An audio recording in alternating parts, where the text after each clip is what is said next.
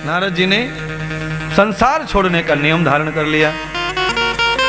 कहां जा रहे हैं संसार से? बद्र का आश्रम जा रहे हैं, जहां पर भगवान विष्णु के मानस पुत्र सनत कुमार रहते हैं। ब्रह्मचरी तवेदंभू, चारों भाई अखंड ब्रह्मचारी हैं। सनत कुमार, जिन्हें सनक आदि ऋषि कहते हैं। सनत कुमार, कुमार का अर्थ ही ब्रह्मचारी है। नारद जी यात्रा कर रहे थे, जा रहे थे, रास्ते में ही आश्रम के सामने सनत कुमारों ने देख लिया। चारों के चारों ब्रह्मचारी नारद जी को देखकर खड़े हो गए, प्रणाम करने लगे और नारद जी को प्रार्थना करने लगे। आगंतम अतिथि भया आगंतम सेवादयाम। हे नारद जी, आप आज हमारे अतिथि बन जाओ, हमारी सेवा स्वीकार करो। अगर आज आप हमारे आश्रम में पधार कर चरण लगा दिए और हमें चरण पखारने का अवसर दिया और आज हमारा रूखा सूखा भोजन ग्रहण कर लिया, तो साक्षात भगवान के दर्शन का फल हमें प्राप्त हो जाएगा। आप समझ रहे हैं कथा? समझ रहे हैं। अपने दरवाजे से अगर कोई साधु जा रहा हो तो रास्ता रोक कर उसे प्रणाम करो और अपने घर में लाकर भोजन करवाने की, दक्षिणा देने की कोशिश करो। अगर वो साधु तुम्हारे घर आ जाए, न्योता मान ले, तो समझ लेना साक्षात नारायण का प्रवेश घर में हो गया है। यस्यं भागवतम गतिम देवम दर्शनम प्रियाम।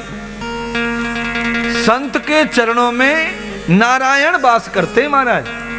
सारी दुनिया नारायण के चरणों में जाना चाहती है और नारायण संतों के चरणों में निवास करना चाहते हैं महाराज। आप जानते ही हैं कृष्ण और राम को ये नारायण का अवतार है।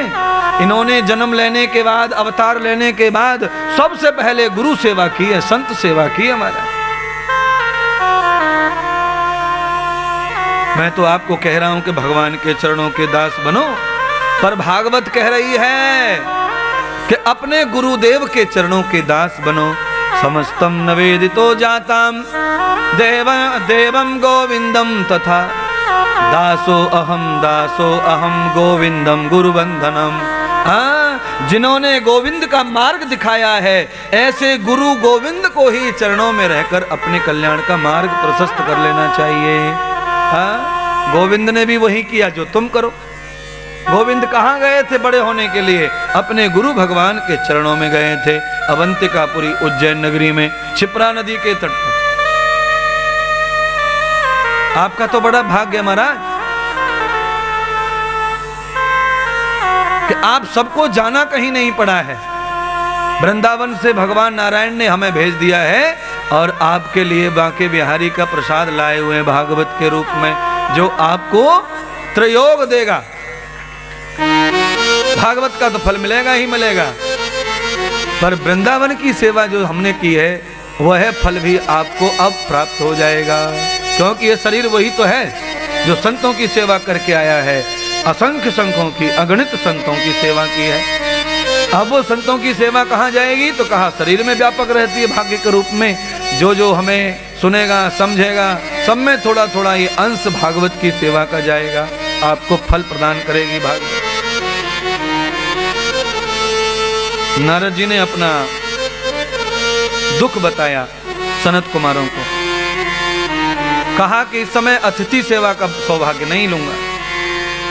हे सनत कुमारों, आप नाराज न होना, मैं बहुत परिस्थिति में हूं और मेरे ऊपर बहुत बड़ी जिम्मेदारी है, कर्ज है। क्या कर्ज है महाराज? हम चुका देंगे, पर आज हमें सेवा देनी पड़ेगी। नारद जी बिल्कुल पसंद नहीं कर रहे सोना खाना पीना, क्योंकि जिनके ऊपर सच में कर्जा रहता है और दिल के ईमानदार रहते हैं, उनको खाना पीना सोना अच्छा नहीं लगता। नारद जी तो ईमानदार थे, ईमान था उनके पास, और जिनकी वाणी का मोल ही समाप्त हो गया, फिर चाहे वो कितने भी बड़े घर के क्यों ना हो, भगवान उन्हें स्थान नहीं देते, क्योंकि संसार में वाणी का ही खेल है महाराज। करोड़ों करोड़ों का व्यापार कोई करता हो, चाहे घर की बैंक चलाता हो, पर जिनकी वाणी में सत्य नहीं है, जिनकी वाणी में यश नहीं है, उनके खाते बैंक चलाना व्यर्थ है। जिनकी वाणी में पावर होता है वो बैंक नहीं चलाते, वो न जाने कितनी सारी बैंकों को चला देते हैं अपनी वाणी से। क्योंकि संसार में तो बात का ही मोल है। जिसकी बात अनमोल हो जाती है, जिसकी बात नहीं बिकती, वही संसार में टिकता है, वही मान्यता बढ़ता है। और जिनकी बातें बिकती रहती हैं, फिर उनकी मान्यताएं कम होती रहती हैं। महाराज नारद जी ने अपना सारा दुख बताया। देखो सनत कुमार, मैं तुम्हारी सेवा क्यों नहीं ले रहा? क्योंकि मुझे नींद नहीं आती, मुझे भोजन की भूख नहीं है। क्यों नहीं है भूख? क्योंकि मेरे ऊपर ऋण है मेरे पिता का। मेरे पिता स्वस्थ हैं, बीमार हैं, और मैं पिताजी को स्वस्थ करने का वचन दे के आया हूं। मैं स्वस्थ कर नहीं पाया। मैंने संपूर्ण तीर्थ कर लिए। अंत में मुझे वृंदावन का मार्ग संतों ने बताया। मैं वृंदावन भी गया। जिन भक्ति के चरणों में जाना था, वो भक्ति भी अस्वस्थ है। उनके पुत्र ज्ञान और वैराग्य दोनों बूढ़े जरा दुख में पड़ गए।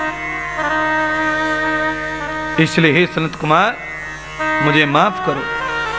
मैं आज तुम्हारा आतिथ्य नहीं ग्रहण कर सकता। मैं तो हिमालय जा रहा हूं और वहीं तप करूंगा। अगर मेरी तपस्या से प्रसन्न होकर भगवान मेरे पिता भक्ति ज्ञान और वैराग्य को आशीष देंगे तो ठीक है, नहीं तो उस हिमालय में ही हिमसागर में जाकर मैं अपने अंग गला दूंगा। ऐसे संत होते महाराज। सेवा पूरी नहीं हुई तो मर जाने को समझते बेहतर। संसार में क्या जीना, जब सेवा ही नहीं शरीर कर रहा है तो जीना कैसा? अनृतम गति सेवा महे। छोटी से छोटी सेवा, बड़ी से बड़ी सेवा समर्पित भाव से संत को करनी चाहिए। क्यों? जब दुनिया तुम्हारे नाम से संत संत चिल्लाती है, तो आपको अपने नाम का रक्षण करना चाहिए। हाँ, बनावटी संत बनकर के सुख नहीं मिलेगा, पोल खुल जाएगी। इसीलिए आपको पक्का संत बनना चाहिए। हाँ, सेवाम दर्शनम भूया। जो भी भगवान सेवा देवे, वो सेवा भगवान का वरदान समझकर करते रहो। सनत कुमारों ने कहा, आप चिंता मत करो नारद जी, हम आपकी प्रत्येक कामना पूरी कर देंगे, पर आप आज हमारे आश्रम ठहरिए। नारद जी ने कहा, सच मेरे पिता ब्रह्मा को प्रसन्न कर दोगे, भक्ति माता को प्रसन्न कर दोगे, ज्ञान और वैराग्य को जागृत कर दोगे? सनत कुमारों ने कहा, हाँ कर देंगे, आप आइए, पधारिए। कैसे करोगे? भयम भयम संकल्पम कुरुहु देवम श्री फलम यथा। नारद जी के हाथ में श्रीफल दे दिया। सनत कुमारों ने नारियल पकड़ा दिया और पुष्प आदि अक्षत डालकर, चावल डाल करके संकल्प पढ़ने लगे। नारद जी के संकल्प पढ़ रहे हैं। श्री विष्णु विष्णु, भगवान का नाम ले लिया है। तत्स श्री ब्रह्मणो द्वितीय प्रहराब्दे वैवस्वत मनमंतरे है अष्टाविंशति तमे श्वेत 12 कल्पे जम्बूद्वीपे भरतखंडे आर्यवर्तांतर्गते एकस्मिन् देशा भारत भूमौ आर्य प्रांत देशो हो सर्वेषां पुण्य भूमौ हो अद्मेवाम हिमालया अंतर्गति है सर्वे भद्रका आश्रमो गति ही भूया। अद्यमेव शुभदिने शुभ मासाः मासम उत्तमं मासे है प्राण मासे त्वया पुण्यम वेधा अमृतम यथा भागवतम कर्म करणाय भवंतम वृणे है यजमान कामा सिद्धये त्वया यजमान नारद भूया। निमित्त क्या है? पितृ की शांति निमित्त है, भक्ति निमित्त है, ज्ञान और विवेक निमित्त है। ऐसा निमित्त संकल्प पढ़ दिया। नारद जी समझ नहीं पा रहे हैं डॉक्टर साहब कि यह संकल्प क्यों पढ़ा जा रहा है?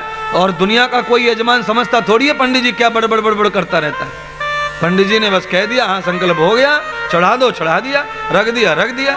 किसी को नहीं समझा, पर नारद जी को सब समझा। नारद जी ने कहा, महाराज क्या तुम्हारे भागवत सुनाने से मेरा काम हो जाएगा? ऐसा क्या है भागवत में जो मैं भागवत सुनूं और मेरे पितृ प्रसन्न हो जाए, मेरे ब्रह्म तर जाए, मेरे माता पिता का उद्धार हो जाए और भक्ति प्रसन्न हो जाए, ज्ञान और वैराग्य जागृत हो जाए? क्या है भागवत में ऐसा? सनत कुमारों ने नारद जी को आसन दिया और आसन पर बिठाया। शिष्य बनाकर नारद जी बैठ गए। पर भाई और बहनों, कथा को समझो। नारद जी को बिल्कुल भी भागवत रूपी ग्रंथ पर विश्वास नहीं हुआ। क्या है इस कहानियों में?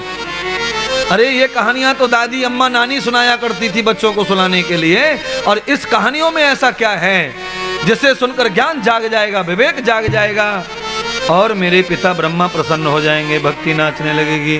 तब नारद जी को सनत कुमारों ने कहा भागवत की महिमा सुनाते हुए, हे नारद, ये केवल पितरों को नहीं तारती है, ये प्रेत को भी तार देती है।